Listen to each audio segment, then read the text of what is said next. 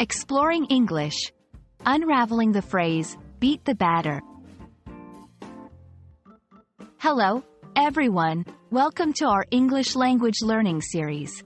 Today, we're going to explore a very interesting phrase, beat the batter.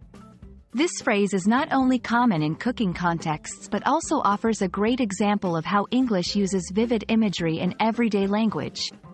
So, let's dive in and find out what it really means to beat the batter.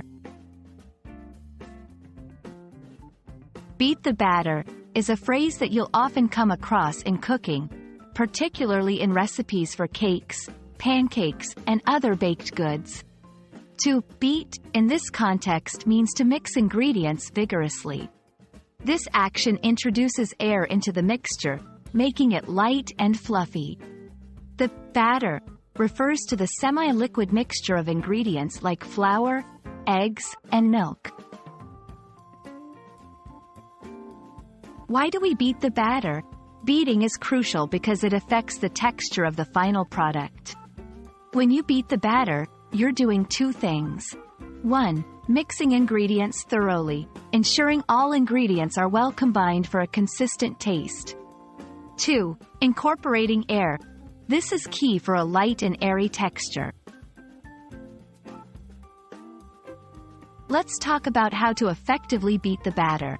Use the right tools. A whisk or an electric mixer can be used. Consistency is key.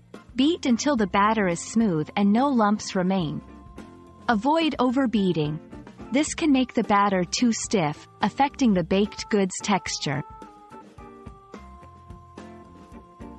Interestingly, beat the batter can also be seen metaphorically in other contexts, representing the idea of putting effort into blending different elements to achieve a desired outcome. It's a great example of how culinary terms can find their way into everyday language.